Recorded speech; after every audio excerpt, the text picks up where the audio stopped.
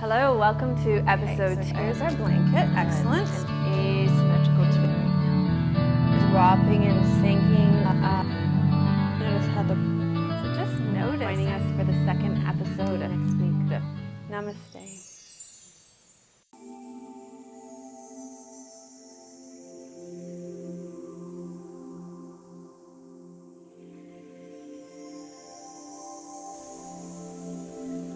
Hello and welcome to episode 12 of Namaste Yoga. I'm here with my friends Catherine and Stephanie today. Stephanie back from last week, excellent.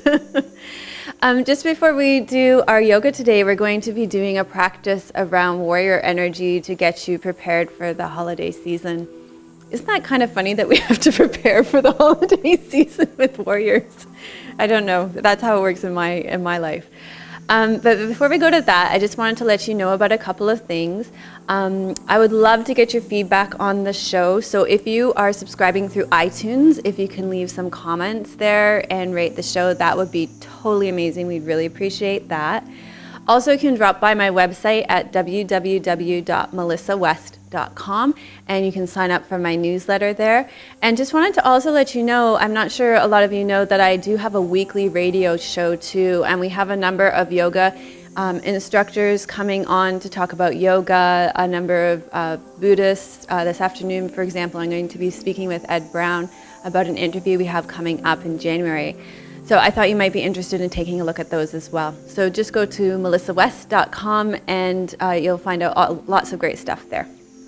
Okay, so let's go ahead and rest back for Shavasana.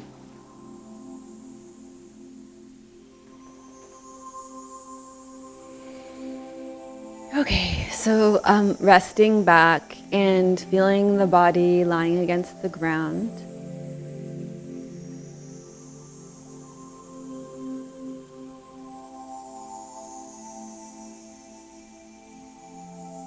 And we're going to connect with our internal spiritual warrior energy today, but let's just first start by connecting with our breathing, following the breath as it comes in and out of the body.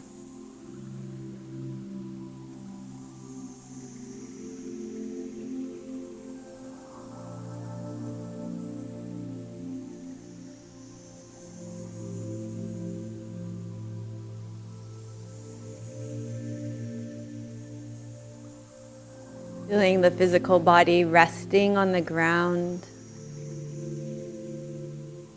Feeling the parts of the body that are connecting to the ground. Just noticing how the body feels today. Noticing tension where there's tension, ease where there's ease, pain where there's pain. And holding that with a real tender, compassionate mind. So no judgment or anything that's, quote, wrong in your body. Because we're just all human, having a human experience. And part of being human is experiencing pain, tightness.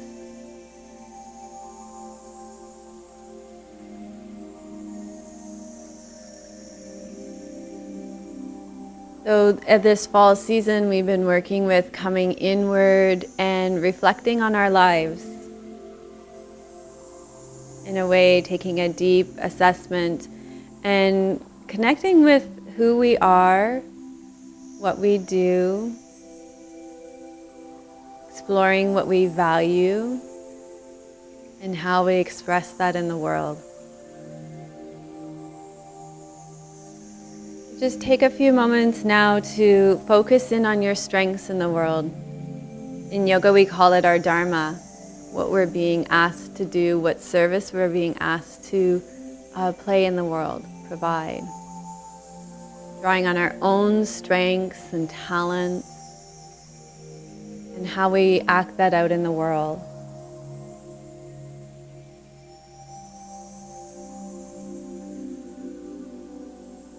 So notice what it's like right now to connect to your own internal strength, your own abilities, your self-worth, even noticing what the words strength and power evoke for you emotionally, on a physical level, how your body breathes when you think about strength and power, and how that plays out in your life.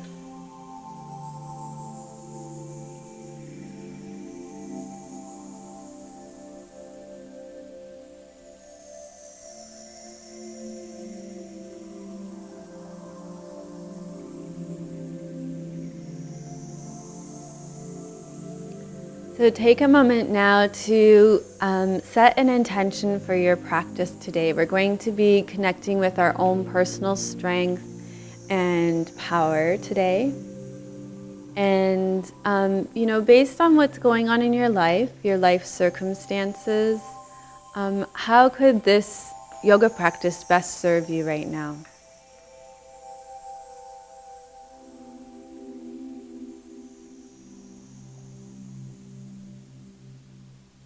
When you're clear on your intention for the practice, then we'll start to wiggle and stretch out a little bit. I forgot to let you know we're going to be using straps today. If you don't have a yoga strap, that's totally fine. You can use the belt from your bathrobe, are great for this. Maybe an old tie, an old necktie, or an old belt would work great too. Okay, so we're going to start by releasing the legs a little bit to prepare ourselves for the warrior postures. So when you're ready, ladies, we'll just pick up the straps and let's start with the right leg, just because I always do. We'll put the strap around the right foot and we'll draw the right leg up into the air. And let's give you a couple of options here. One, especially if the hamstrings are really tight, it can be nice to keep the left leg bent, especially if that allows you to feel more grounded through the back of the pelvis.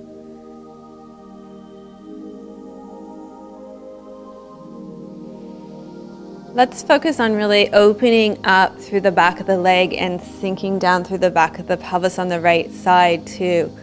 So a lot of our strength and warrior energy comes from being really honest with ourselves, standing in our truth, knowing what we stand for, and having good boundaries. And that really has to do with being grounded.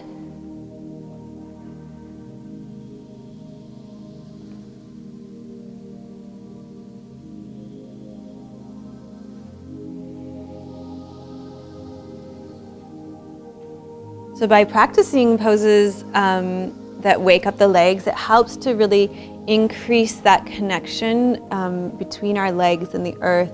And it gives us a real sense of stability and a place to stand from, so that, I'm sure this doesn't happen to any of you, but when you go to your families for Christmas and your brother-in-law starts in on you about something, that you can be really solid and firm in your where you stand and what's truth for you. That doesn't happen to you, Stephanie, right? No. Really? Oh, the mother-in-law, okay. There's always somebody, right? Now my brother-in-laws are watching this going, no, my brother-in-laws probably aren't watching this. Okay, let's lengthen. If you don't already have the left leg long, then we'll lengthen it out, and we're going to take the right leg out to the side, right? But that's how it is with families, right? They just know how to push all our buttons within about 60 seconds, right? Maybe it's only my family.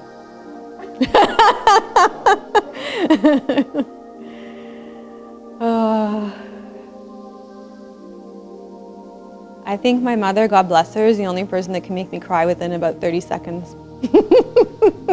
She has the shortcut circuit route to the crying.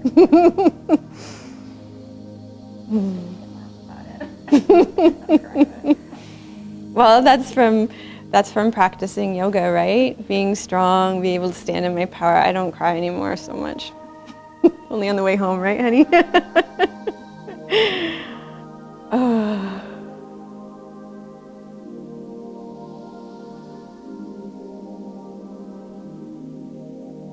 Okay, let's come back center. Okay, and then we cross the right leg over the body, and let's keep the back of the pelvis on the ground here. So not rotating the pelvis, and you'll feel a really big stretch on the outside of the leg. You feel that?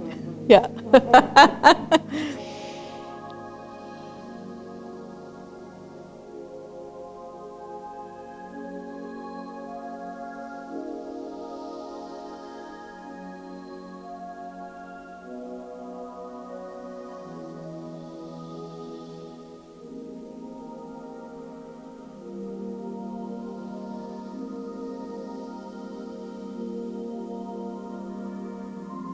Okay, and then let's release that leg down, and I want you to feel the difference between the right and the left leg. So feel the way that right leg is dropping into the ground, sinking, and how it feels longer. Do you notice that? So already the lower half of the body is starting to be grounded on one side, so we'll get you even keeled here. Okay, so they can't get you from the blind spot. All right, hooking up that left foot, lengthening up through the back of the left leg, and sinking down through the back of the pelvis. Oh, this feels so good. I just received a Thai massage this morning, so this, like, everything feels wonderful and easy.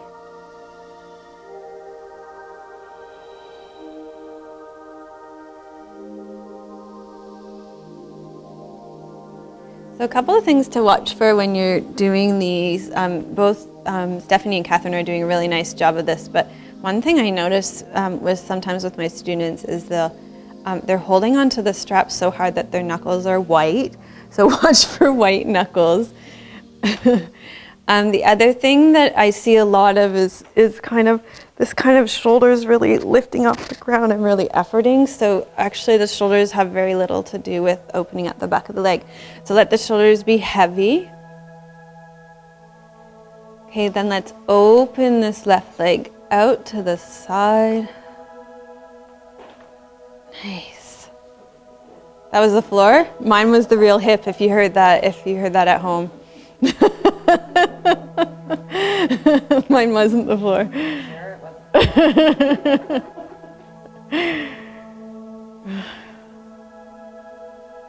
think we should start miking the participants soon.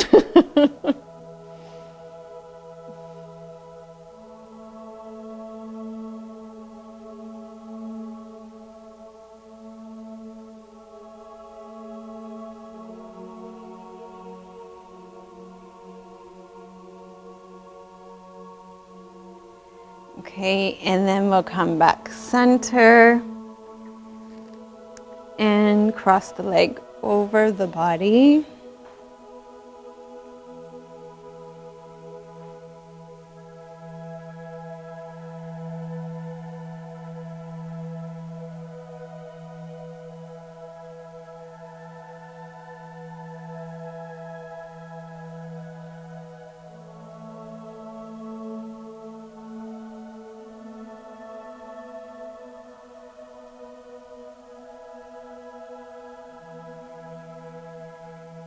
Okay, and then bring it back center, and we're going to release that down.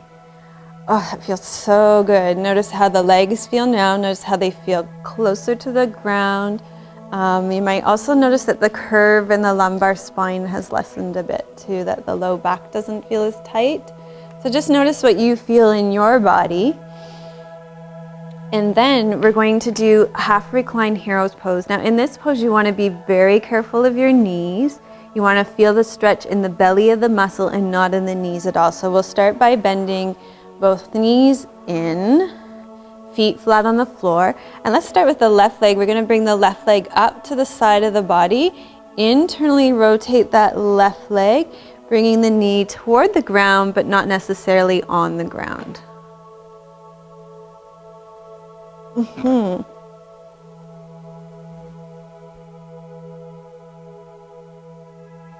Okay, so this looks great. It's a big stretch. It's a big stretch. Okay, so this stretch is great and very valuable here. You want to keep the but in close to the body. So maybe take your arms out. Yeah. Okay. And we're going to internally. You were doing it right. Yeah. Oh, so that's the choice, eh? You feeling it right here? Excellent. Good. Okay. So this is good. You want to think about as much as you can dropping this side of the pelvis down. Nice. And lengthening the leg away. Okay. So tighten the hips. Yeah. Great. Okay. And then this is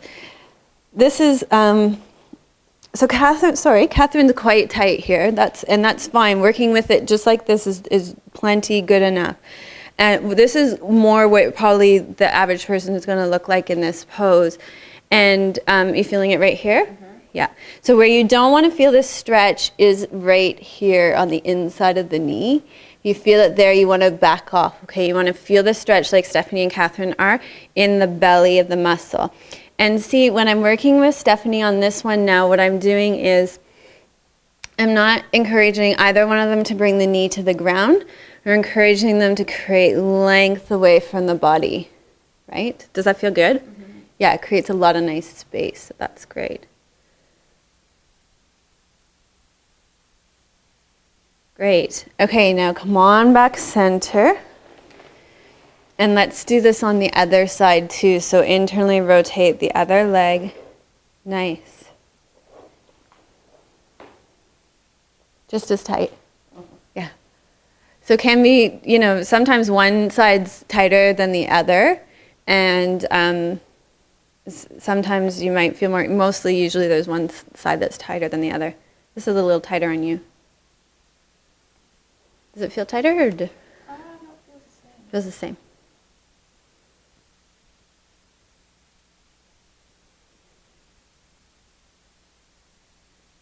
This is a really valuable stretch because if you think about your day-to-day activity, we do a lot of external rotation of the legs. Like even if you think of sitting in a chair, the act of crossing the leg over, the leg externally rotates in the chair or sitting like that. It's a big external rotation. But what we don't do when we're sitting or walking is internally rotate the legs, right? If I stand up and show you right now, you rarely see people doing like this kind of thing, right? So it's a very valuable movement. And even, if you think about day-to-day movement is forward and back. So the legs move this way a lot in the hip joints. They rarely move this way, but they do more so than there's not this kind of movement doesn't exist for us. So it's important to move the joint that way to get nice full range of motion in the joint. Okay, let's stay where we are lying on our backs. And I'm going to get you to keep your knees bent. And we'll cross the right leg over the left leg. And let's draw that left leg in. Holding on behind the hamstrings. Opening that right knee with the elbow. Keeping the left leg fully bent here.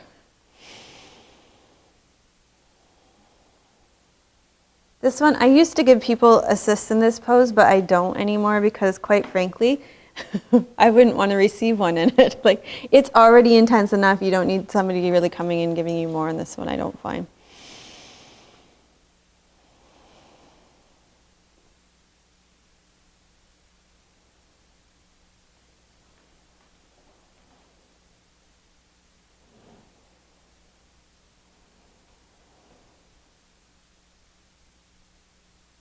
Okay, and we'll release that down.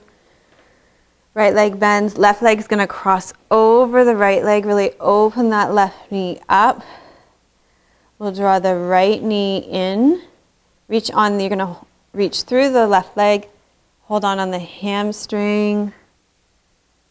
Good.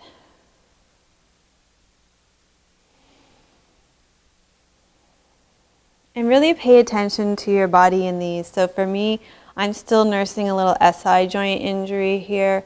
So I'm going to take this one a little less because my SI joint just is still screaming when I do these kind of poses. So just always be kind to your body. If you think about the concept of ahimsa in yoga, nonviolence, that always starts with yourself. nonviolence towards yourself. We need to do a class on ahimsa.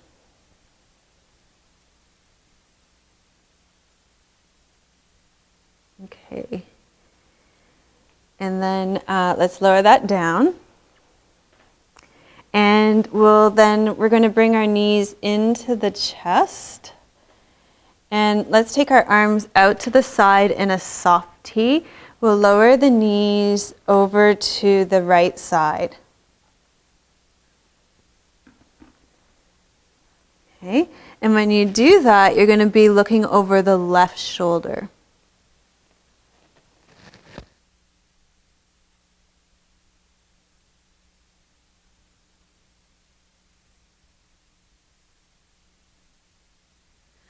So in this pose, we'll use Stephanie here. You want to be really keeping the low back long, and you can see on Stephanie she's doing a really good job of that. So you just want to think about lengthening through the low back here, feeding the legs long out of the pelvis. Okay, and really fully resting your legs on the ground. So if the shoulders come off a bit, that's okay. In fact, we can always take a blanket and tuck it underneath. Can we have a blanket, please? Yeah. So both, this is funny, we always get people in pairs on Namaste Yoga. But both Catherine and Stephanie are dental hygienists, so that kind of work makes for really tight shoulders. Thank you. Ooh, almost hit her in the face. Ahimsa, cameraman, ahimsa. Non-violence to our yoga participants. Okay, so can you see that, how we just tucked that blanket right under there? How does that feel? Yeah, nice. So you can rest into the ground. Nothing wrong with you. The ground's just not high enough. And then that shoulder can drop. And we're thinking always in this pose about lengthening the spine.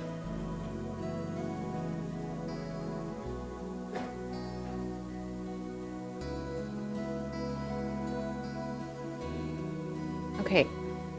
She doesn't really need it. Do you want to? Okay, let me show you on Stephanie what we just did with Catherine.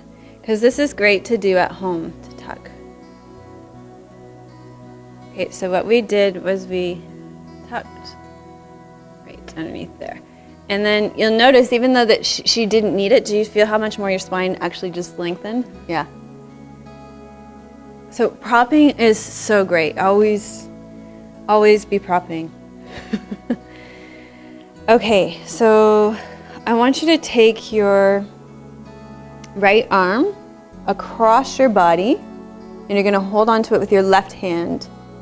Okay, so you feel a stretch. Yeah?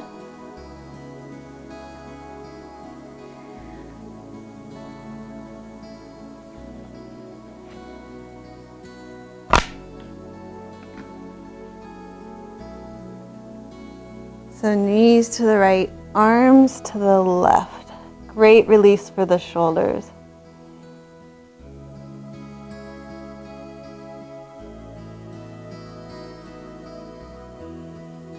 Okay, and then we'll inhale the legs center. And you girls can just pull your blankets out, and we'll exhale, lower the knees over to the left, look over the right shoulder.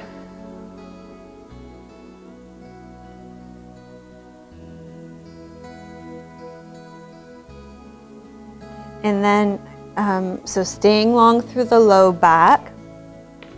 Also, here's a really good thing to check in on Little Boat, and you can use me as an example here. See how my knees aren't exactly stacked up? What that means is that my pelvis isn't in neutral here. So I can bring my top right knee right over the bottom left leg. Look what happens to my shoulder. It pops right off the ground. That's okay, I can prop it and stay with it like that. But just for you at home, if you're already in this full twist, the knees are, and the shoulders on the ground like mine were, you might want to take it to your edge a little bit more by drawing that right knee over the left knee. And then allowing gravity to release that right shoulder. And then let's take the left arm across the body.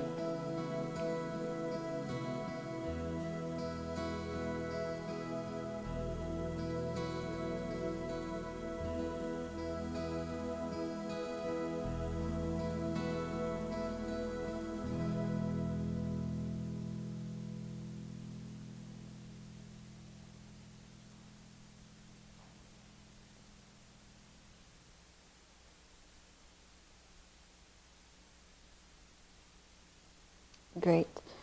And then coming back center. All right, you can either, you can probably just take your hands behind your knees and rock yourself up. So when you come up, we're going to come onto all fours for cat pose. So let's just have the hands underneath the shoulders, the knees underneath the hips. We're going to exhale and round up through the back. And then inhale and extend.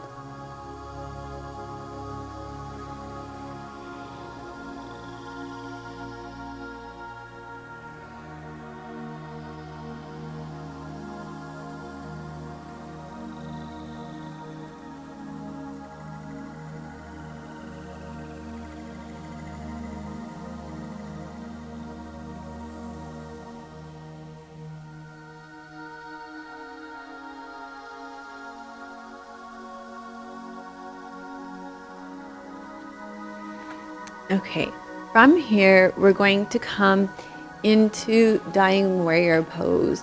So you're on all fours, and actually, Stephanie, why don't you turn around so we're all facing the same way, otherwise we're gonna be all crashing into each other.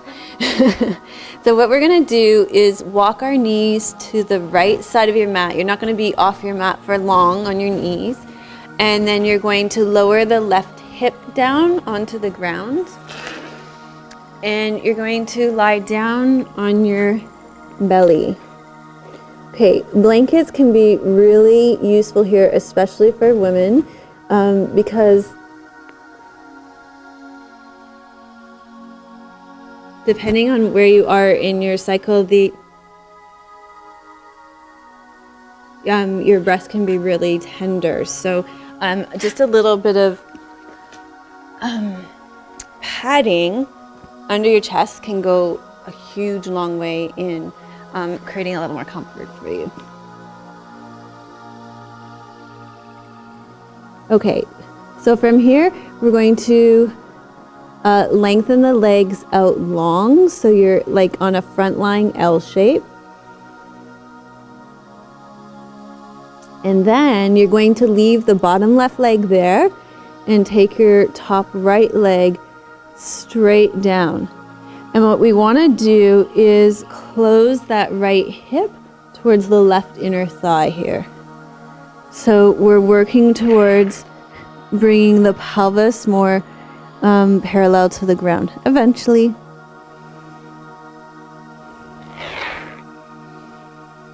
Okay, great. Looks so good. Good. So one way to get that rotation, it's the same way we get a lot of things, is lengthening through the back of the pelvis, okay? So by feeding that leg out, ooh, that's tight there. That can really help, in most cases, to drop the pelvis again. Okay, so Dying Warrior is, this is the pose that teaches us in life, sometimes we've fought the good fight and it's not worth staying and fighting more, that it's time to move on, or, it's time to surrender and let go. Maybe something's come to an ending. I think Dying Warrior really signifies that complete surrender to a situation.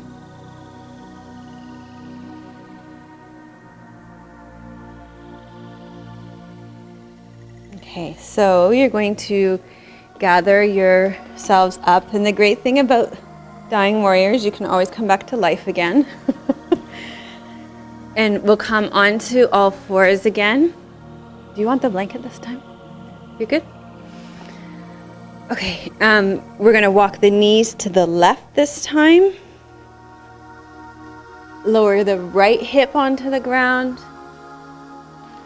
And lie down on the belly.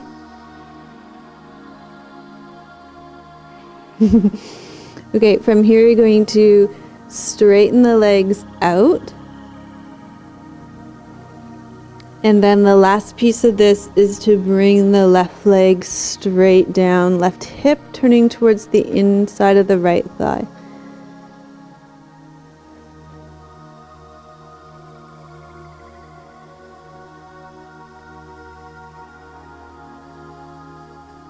That's you, right, Catherine? We were talking about mice before the show, so I just want to make sure.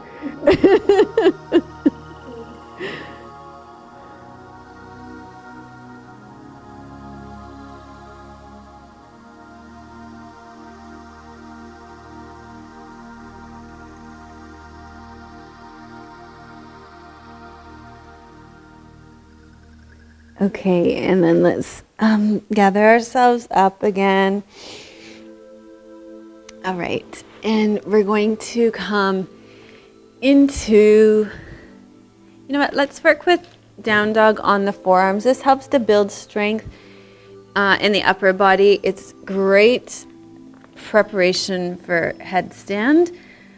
So bring the inner arms parallel. If you can close up on this, on the arms, so that you can see that the wrists and the elbows are parallel, and internally rotate towards the insides of the arms here. That's what you want. What tends to happen is that the elbows start to splay out, so you want to keep them parallel. Okay, so from here we're going to breathe in, tuck the toes under, breathe out, and lengthen up into down dog, and you'll notice how strengthening that is for the upper body right away.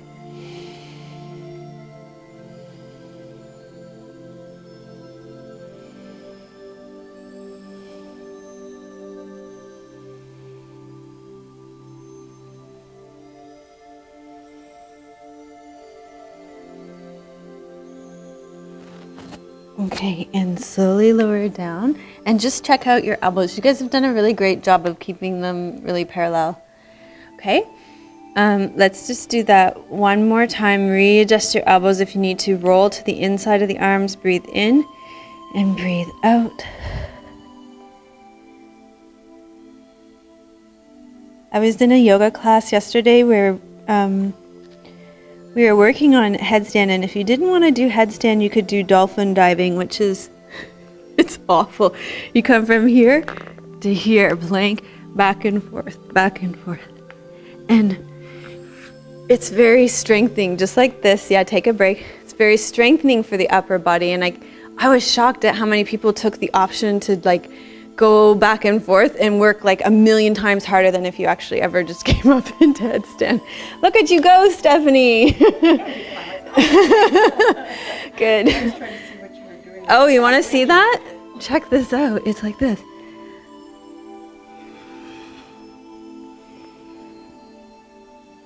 So you could either do headstand and hold that for 3 minutes, or you could do this for 3 minutes. Okay. I was shocked how many people took that option. The back and forth. Yeah, it would be good for the abs. It's very strengthening for the upper body. You probably only have to do that once for 3 to 5 minutes, and then you'd be able to float up into headstand anytime. Okay, let's come up towards standing. Come up to standing. Okay, and we'll stand towards the back of our mat. Why don't we go? I'll go over here. Okay. We'll stand towards the back of our mat, and we'll stand in Tadasana. We're going to do the warrior poses now. We'll start with Tadasana. Spread those toes nice and wide. Sink down through the legs so that the spine lengthens up. And there's warrior. This is not a warrior pose. This is Tadasana, mountain pose. But I think it has a lot to do with the warrior energy, because you know, we have to be clear on what we stand for, what our personal strengths are, what our truths are, so that we can be strong and unmovable like a mountain.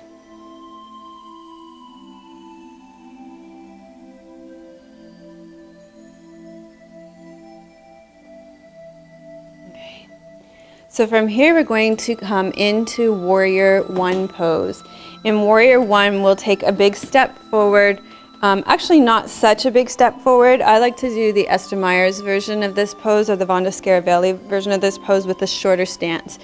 And what's different about this too is that we do it with both feet pointing straight ahead, okay? Traditionally, with the Iyengar version, the toes are turned out, but I like the both toes straight ahead. Keeps the pelvis square, creates a nice long straight line from the hip to knee to ankle, which is really safe. So sink through the front left sit bone to bend the front left knee. And we're going to float the arms up. There's warrior one pose. Okay, great. Very good. So warrior one, let's bring this back foot around. Good. And yeah, come back. So this is very common in warrior one, what you just saw with Catherine where she was leaning forward. But in warrior one, we want to stand in the present moment. And warrior one is about assessing the situation before you go into battle. in some ways, this is where we stand in the moment. We face our problems head on. So it's not like we're running into fight or we're running into flight. We're facing our situation head on. We're looking at it honestly.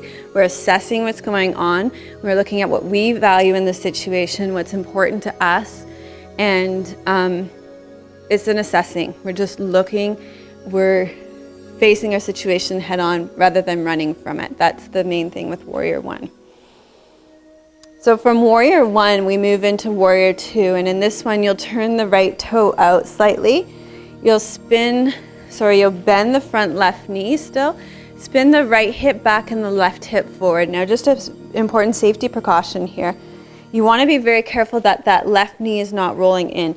So keeping it rolling out over the second and third toes. Nicely done. Very good. And then the arms come up parallel to the ground and you gaze over top of the left fingertips. So in warrior two, you still notice we stand in the present moment. And what a lot of people do in this pose, which you guys are so great, neither one of you are doing it, is do this kind of real forward leaning things. And we have a tendency to do that in our lives, to worry about the future or get into the future before we're there. So just like Eckhart Tolle tells us now, the power is in the now, so you stay in the moment. And what's really cool about this pose is that we gather up our strength from the past, from our past experiences and from our wisdom. So we have a lot of learning and life experiences that we bring with us to allow us to know what to do and create a vision for the future. So this looking over top of the left fingers allows us to create a real vision for our future. Okay, so one thing that does happen here, and this is really common, especially for people who work as dental hygienists or work at jobs where their work is all in front of them, it's just pretty much everybody, is see how much this is causing a lot of tension in the shoulders, right? Okay, so let me hold your arms. Relax your shoulders completely because I'm very strong for your little arms. Good. Okay, so instead of holding up the arms with the shoulders, relax again. Good. Squeeze between the shoulder blades. Yeah, so now your back holds that. Feel the difference? Mm-hmm. Yeah. You could do that probably for a lot longer than the other, yes? Okay.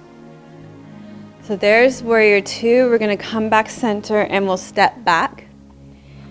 And then we're going to come into warrior three. So warrior three, builds on warrior one, warrior two. Warrior one, where we're facing those problems head on. Warrior two, where we're grabbing our wisdom from the past, standing in the moment, creating a vision for the future. And then warrior three is about taking action. It's about shooting those peaceful arrows. So we're going to inhale, reach up. We're going to balance, ladies. You're going to stand on your left leg and you're going to tip forward so that the body comes towards parallel to the ground. Now you can always use the wall for this too, so that you can have some support that way too. Nicely done. And the thing that I like to work with my students, you can take a break, you don't have to stay in it. That's what my teachers, when teachers take my classes, they always say, oh my gosh, you make me hold the pose so long. Take a break if you need to. Okay, warrior three is great. I want you to, we'll take a break and then we're going to check this out. I want you to notice what your energy is like in warrior three. Sometimes what I see in warrior three is this kind of energy. And when people go into their problems this way, right? Like, I'm going to fix things, right? And there's that real grit and determination there, right? Well, one of my teachers used to ask us to try to be soft in our warriors and to move in them and be gentle. So let's try a soft warrior that we can take peaceful action, right? It doesn't have to be Rambo style warrior, right? Okay, so we'll tip forward.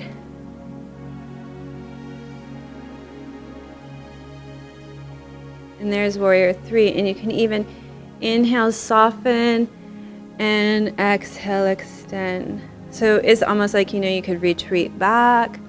You can reach forward. Okay? Yeah, you could use a wall for that too. Great. Okay, and then let's all come stand on the other side of the mat. And we're going to do the warriors on the other side. Okay, so let's take a step forward with the right foot. Okay, so yeah, nice. So maybe a little longer, Catherine, but not that much longer. Check your left foot, make sure it's straight, like your feet are in railroad tracks. Okay, we're gonna bend that front right knee, sink through the front right sit bone, float the arms up. Great, warrior 1. So this week on my radio show, Ambika Waters was on, and we were talking about chakras and their archetypes. She has a great book called Chakras and Their Archetypes. And what she was saying is that when you think about the third chakra, the archetype for the third chakra is a warrior, and she said that one of the warriors that's really well known in our culture is Rambo, right? Because he's going to fight to the end, and that's like a really cut and dry version of a warrior. But you can think about spiritual warriors in our lifetime, like Mahatma Gandhi, who staged several peaceful protests, thank you, where he wouldn't eat or whatever it was. And it was very peaceful action, but he had his convictions, he knew what he stood for, and he worked to make huge differences in the world. So that is an example of a very peaceful warrior. And that's what we're going for, not the Rambo style. Okay, let's come into warrior 2. So left toes turn out, front right knee bends, sinking down through that right sit bone, looking over top of the right fingertips, relaxing the shoulders, holding the arms up from the core of the body.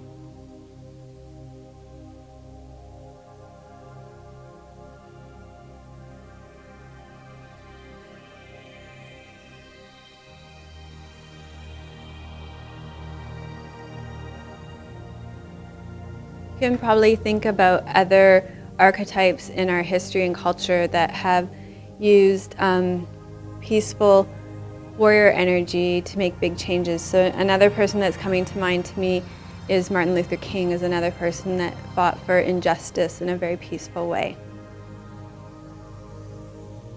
Mother Teresa, another great example. Princess Diana.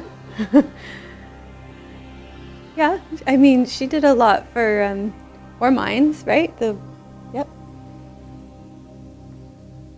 Our cameraman likes Gandhi as the example.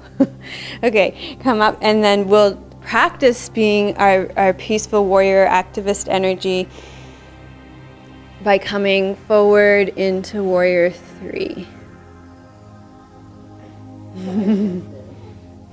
Is it really different from one side to the other, eh? Nothing like having to do it on camera, too. So, sometimes it's not time to shoot our peaceful arrows, right? Sometimes we need to stay longer in Warrior 2, gather more wisdom, gather more life experience before it's time to come into Warrior 3. But that's the great thing about practicing yoga, is that we can practice on the mat so that we're comfortable taking action in the world. That's just the most amazing thing. Okay? Good. You survived Warrior 3. Okay, from here we're going to come to the ground. We're going to come to kneeling. Both all in the same end, or you want? You're fine. Doesn't matter. I can see you this way. Yeah, that's a good idea. Seeing is good. Let's come and interlace the fingers behind the back. And we're going to inhale here. We're going to exhale, fold forward into child's pose. So you come onto your forehead to start, and then you're going to roll onto the top of the head.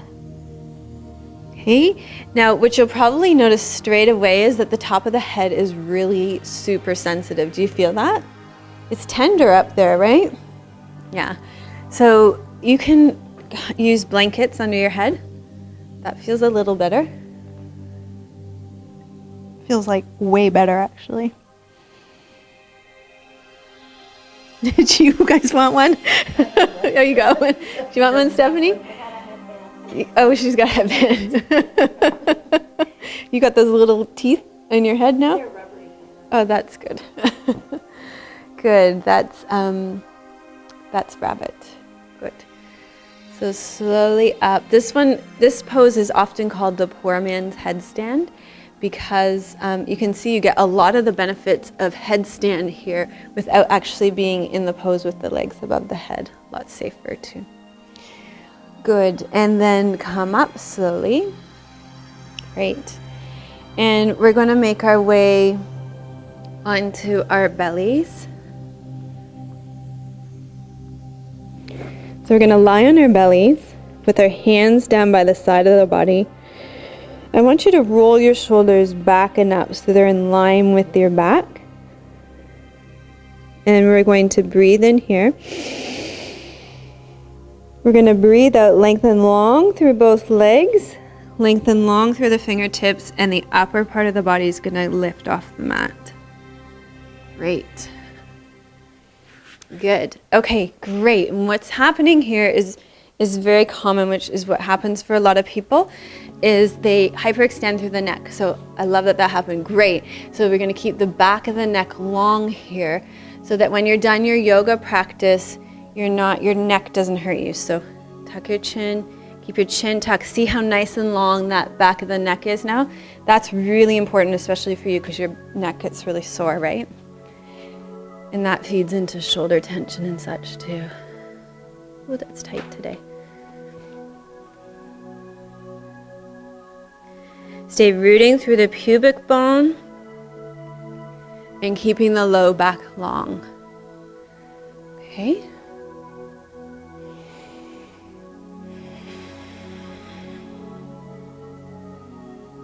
So you're going to slowly lower down and push yourselves up and back and come into child's pose.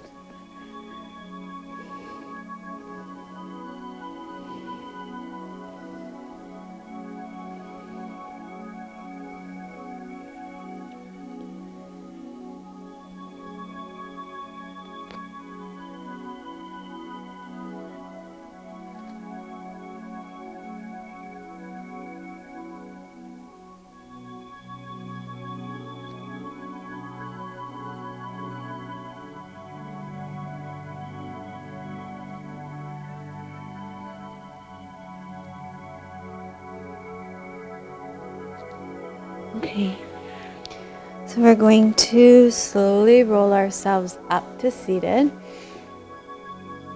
and then take our legs out long in front of us. Okay, let's slide our left leg in. We'll wrap the right arm around the left leg, turn toward it, lengthen the spine up. Relaxing the shoulders down away from the ears. Great. Nicely done.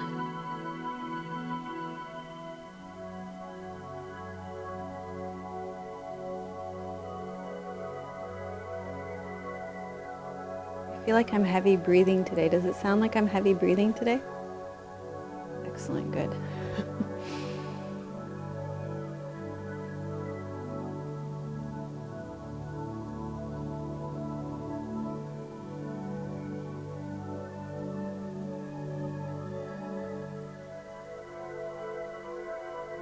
Okay, and then come back center. We're going to open that left knee out to the side, right leg's extended long. We'll inhale here, exhale, you're going to hinge forward over that right leg and come forward over the leg. I like hands on the floor. I used to have this rule years ago that you weren't allowed to touch your foot in this pose because what you would get a lot of is this kind of thing.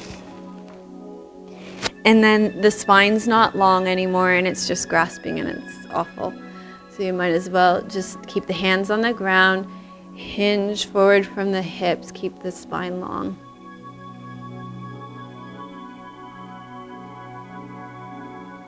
I always joke with my students that it's not like once your forehead touches your shins that you will reach enlightenment and have no more problems in your life. So you can just take your time getting there.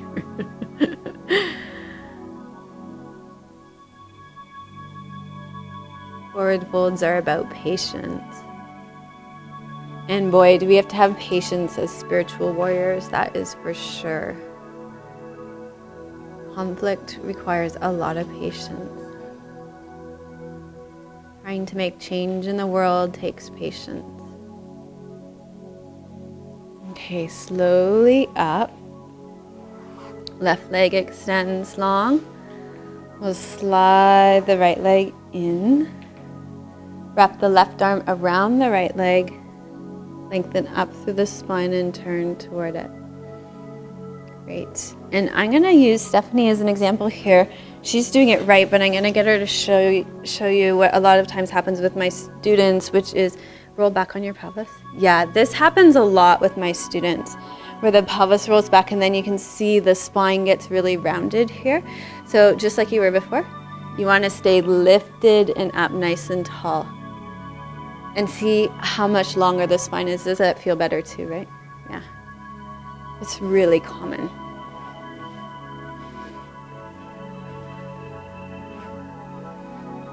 Okay, and then come back center. We're going to open that right knee out to the side. Lengthen up long and tall through the spine. Breathe in. Breathe out. Navel moves to the knees. And you fold forward. Hands are on, I like hands on the floor. Non-grasping.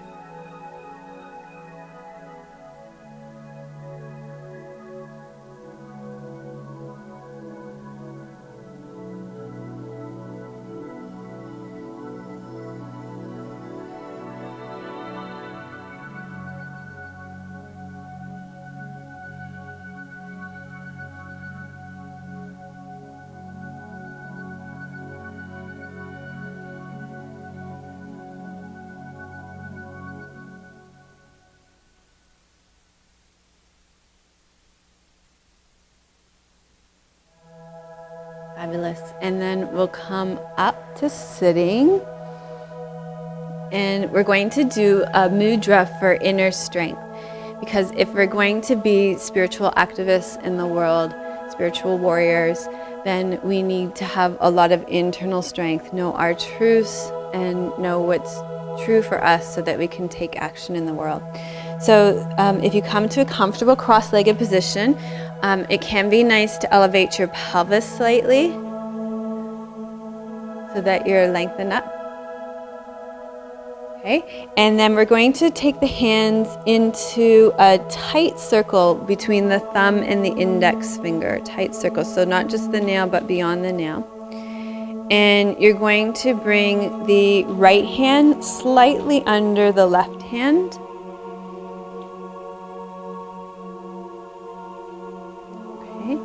And the hands come up to the level of the third chakra, to that area in the body where we gather our power.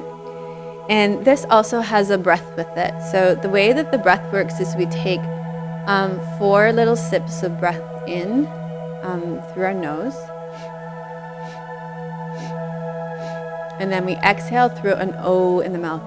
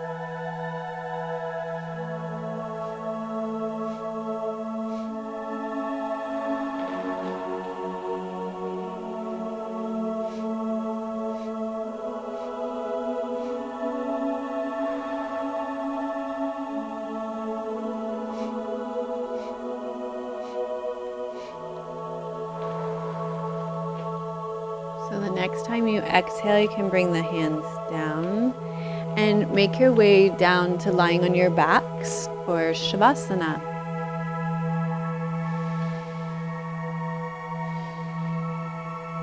So as you rest back in Shavasana, I want you to reflect back on our practice today, on the spiritual warriors, on your warrior energy, gathering your warrior energy.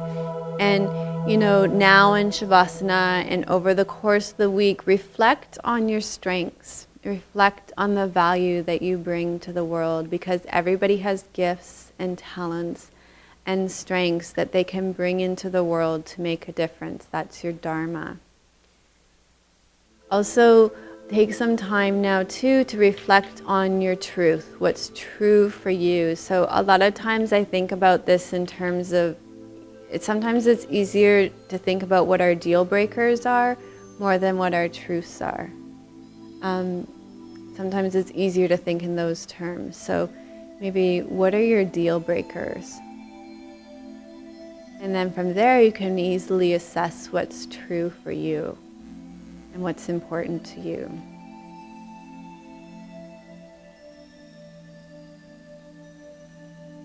So one thing that's true for me and that's important for me in my life is a huge commitment to the health of my body.